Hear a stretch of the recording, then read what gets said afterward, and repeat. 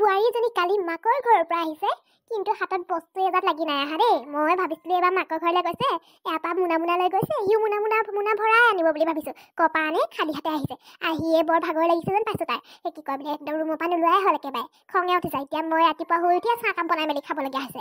এনেকুৱা বোৱাৰী থকাত কাটি নথকাই ভাল। নিজকে কিবা মহাৰাণী বুলিয়ে ভাবে না আম্বানী না কিতা জীয়েক বুলিয়ে ভাবে না। মই একদম ধৰিব নোৱাৰো এজনী। একদম তাৰ একদম ফিটখিনি কি চাবি কয়, একদম সহ্য নহয়। এই বেছি ধনী ঘৰো নহয়, তেনে দুখীয়া বাপেকটো সৰু সুৰা চাকৰি কৰে। এই কি বোলে সম্পত্তি নামত কেইটামান বস্তু দি আহিছে। মই ভাবিছিলোঁ এগালমান বস্তু দি পঠিয়াব বুলি। ইছৰাম, এজনীয়ে মোৰ আশা চেঁচা পানী ঢালিলে মানে। এজনী যে এজনী একদম মানে দেখিবলৈ মন নাযায়। সহ্যই নহয় মোৰ। মা, চাহ বনাইছে নেকি আপুনি?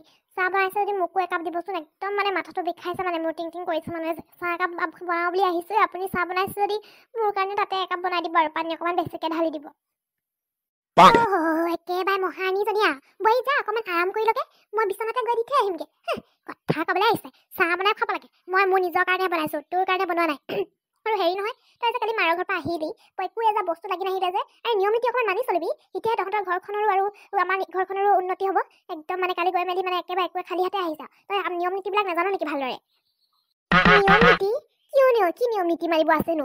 মাৰ ঘৰৰ পৰা আহোঁতে কিবা নিয়ম আছে নেকি? নে আপুনি পইচাৰ কথা কৈছে? পইচা চইচা কিবা বস্তু ননাৰ কাৰণে মানে মনত বেয়া পাইছে আপুনি?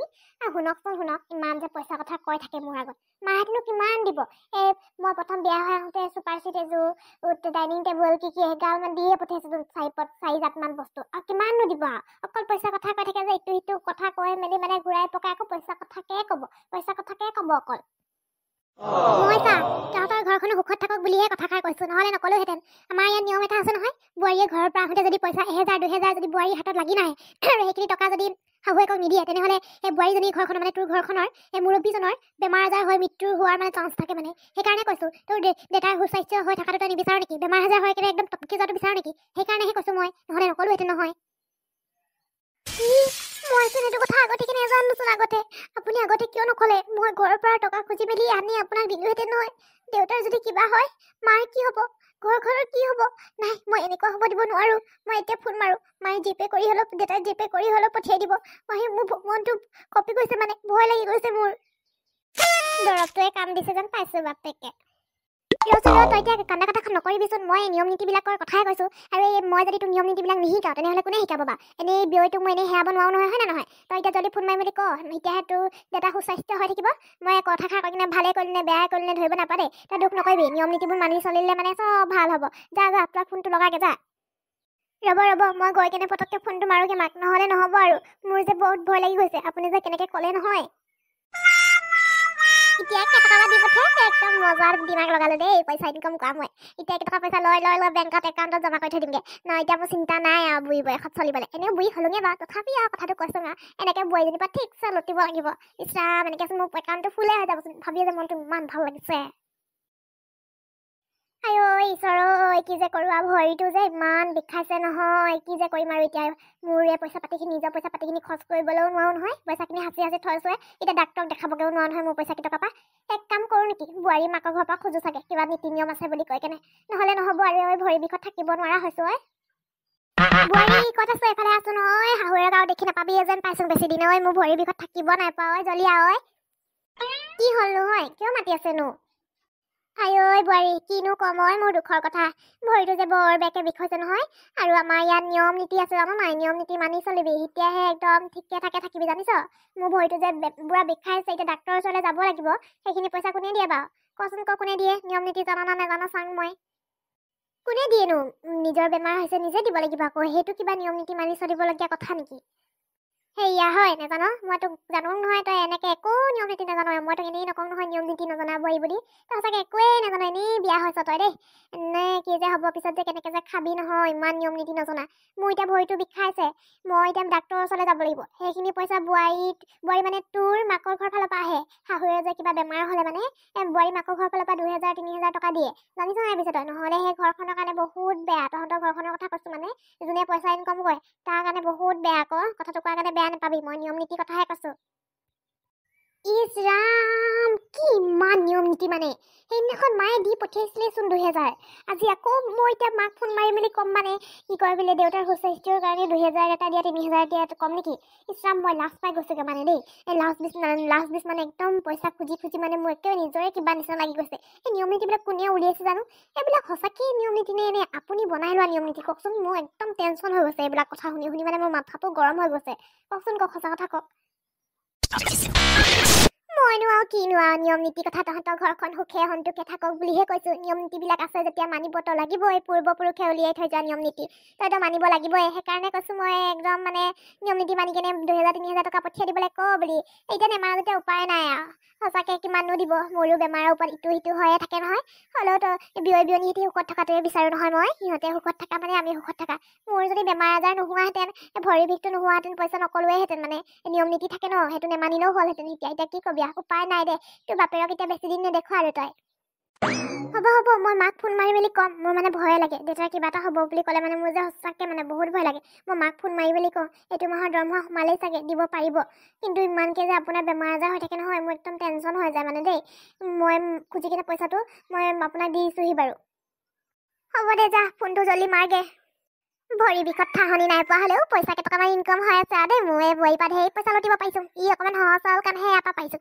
বেলেগ নিচিনা এজনী হোৱাহেঁতেন ক'ত পালি আজিকালি বৈ ক'ত পাৰিলোহেঁতেনো ভালে আছে দে একাউণ্টটো এতিয়া মোৰ বহুত পইচা হ'ব দেই মনটো ভাল লাগি গৈছে কিন্তু দেই মোৰ এই বুঢ়ীজনী এক্টিং কৰিছে জানিছোঁ নহয় নিয়ম নীতি কৰি কিনে কিমান পইচা লয় এটালে বাৰু দেউতাৰ ভাগৰ সোমাই আহি দৰমহা পইচা সোমাই আহি মোলেই দি আহে ভৰি বিষ বুলি কালি লৈছে আকৌ পইচা 2000 3000 টকা ইছৰাম এজনী কিবা এটা ব্যৱস্থা কৰিব লাগিব এনেকৈ হ'লে মানেচোন মই মাহঁতৰ পৰা পইচা খুজি খুজি হাইৰাণ হৈ যাম এতিয়া বিয়া হোৱা কেইদিনো হৈছে মোৰ ইমানকৈ ল'লেই গোটেই জীৱনটোতো ল'ব আছেই মই কিবা এটা ব্যৱস্থা কৰিব লাগিব আইডিয়া মাহঁতে এতিয়ালৈকে মোক যিমান পইচা দিলে সেই গোটেই হিচাপ কৰি মেলি মই মাহঁতক ঘূৰাই দিম সেইখিনি মই ঘূৰাম বুঢ়ীজনী পইচাৰ পৰা সেইখিনি পইচা সি একাউণ্টতে থৈছে একো কামত খটোৱা নাই নহয় এতিয়া মই সেইখিনি পইচাৰ পৰা মাহঁতক ঘূৰাই দিম মই এইটো কিবা কৰিবই লাগিব নহ'লে মানে এইটো প্লেনিং নকৰিলে মানে মোৰ মানে একদম প্ৰব্লেম হ'ব পিছলৈ এতিয়া মই মোৰ ড্ৰামাটো ষ্টাৰ্ট কৰি দিওঁ কিয় এনেকুৱা হ'ল বাৰু মাৰ লগতে এনেকুৱা হ'ব লাগেনে মাৰ এনেকুৱা হ'লে মানেচোন কি হ'ব বাৰু মোক কেনেকৈ থাকিব দেউতাই বাৰু কি যে ভগৱান ইমানবিলাক দুখ কিয় মাক অকলে কিয় দিয়া ভগৱান বুঢ়ীজনীয়ে শুনিছেনে নাই জানো অকণমান ডাঙৰকৈ চিঞৰি মেলি ক'ব লাগিব এই ভগৱান কিয় এনেকুৱা কৰিলা বাৰু বুঢ়ী কি হ'ল তোৰ তই কান্দিছ যে তই বিয়া হৈ অহাৰ পৰা মই তোৰ চকুত চকু পানী দেখাই নাই আজি ইমান দিনৰ মূৰত আজি মই তোৰ চকুত চকু পানী দেখিছোঁ কথাটো কি মানে বুঢ়ী কিয় কান্দিছ তই মা মই এতিয়া কি কৰোঁ বাৰু মই কথাষাৰ আপোনাক নকওঁ বুলি ক'লেও ক'বলগীয়া হৈছে মাৰ বেমাৰৰ পৰা কাৰণে হেনো গোটেই খৰচা পাতি জীয়েকে কৰিব লাগে বোলে ওলাই যোৱা ছোৱালীজনীয়ে কৰিব লাগে আপুনিতো জানেই আমাৰ ঘৰত এজনী ছোৱালী ময়ে একমাত্ৰ ছোৱালী আৰু গোটেই মাৰ এতিয়া বেমাৰৰ ট্ৰিটমেণ্টৰ খৰচ পাতি ময়ে কৰিব লাগে বোলে কি যে হ'ব নহয় নিয়ম নীতিবিলাক কোনে উলিয়াই জানো এতিয়া ইমানবিলাক পইচা ক'ৰ পৰা পাম বাৰু মই মানে মোৰ পৰা নহয় আৰু শাহুৱেকৰ ছোৱালীজনী ঘৰৰ শাহুৱেকৰ পৰা গোটেই খৰচা পাতি কৰিব লাগে বাৰু বুলি কৈছে এতিয়া আপোনাৰ পৰা ইমান পইচা যাব আপোনাৰ যে ইমান টকা আপুনি সাঁচিছিলে গোটেই টকাখিনি এতিয়া মোৰ মাৰ বেমাৰতে যাব কি কৰোঁ বাৰু মই এতিয়া আপোনাক কথাষাৰ ক'বলৈও বেয়া লাগিছে কিন্তু নিয়ম নীতিৰ কথা আছে ন নহ'লে আপোনাৰো মাৰ যি বেমাৰ হৈছে নহয় আপোনাৰো সেইটো বেমাৰে হ'ব বুলি কৈছে